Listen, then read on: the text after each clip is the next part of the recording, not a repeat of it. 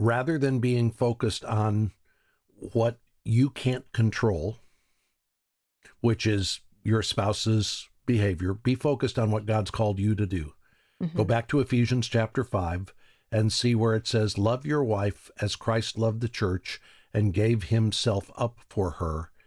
And look for ways that you can be a sacrificial servant leader in your marriage and make that your focus. How can you demonstrate sacrificial servant love for your spouse so that your wife, she is just confounded by the generous love that you're showing, the extravagant love that you're showing for her, and just ask God to give you the strength to do that. Do it as unto the Lord.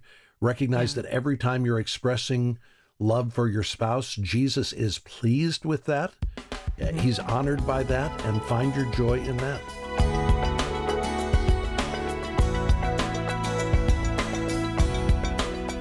I would love for you to just bring some encouragement first to the husband and then to the wife.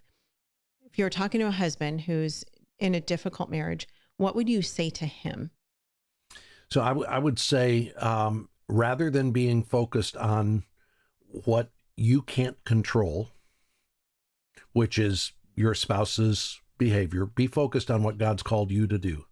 Go back to Ephesians chapter 5 and see where it says, love your wife as Christ loved the church and gave himself up for her. And look for ways that you can be a sacrificial servant leader in your marriage and make that your focus. How can you demonstrate sacrificial servant love for your spouse so that your wife, she is just confounded by the generous love that you're showing, the extravagant love that you're showing for her, and just ask God to give you the strength to do that. Do it as unto the Lord. Recognize that every time you're expressing love for your spouse, Jesus is pleased with that. He's honored by that, and find your joy in that.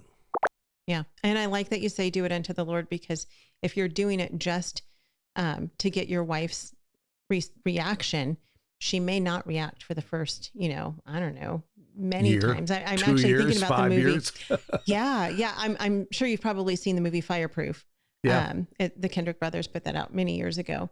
And that whole movie is about that exactly, where he realizes that he's basically been a terrible husband and his wife hasn't been much better, but he just starts serving her. And she's like, what in the world are you doing? And she really, she pushes him off and pushes him away for a long time. And then she finally realizes, oh, okay, there's something different about him because the Lord was working in his heart. So, well, and if you're doing it for other reasons, you'll go, well, I tried that for 2 months and it didn't work. Right. So I'm quitting on that. But if you say, no, I'm doing this forever because it's what Jesus wants me to do.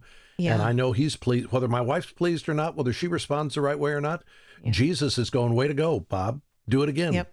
So, Yep. That's right. Okay. Bring some encouragement to the women, to the wives.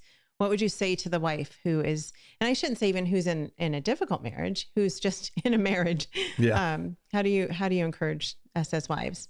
Well, again, I would say as a wife, make your focus on the only person you can change in the marriage, and that's you.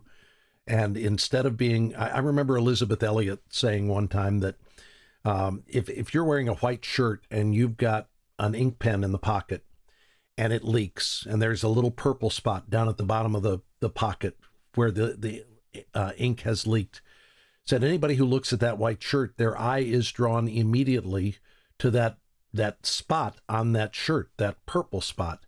She said, now 99% of that shirt is white, but we obsess over the little purple spot there because it stands out.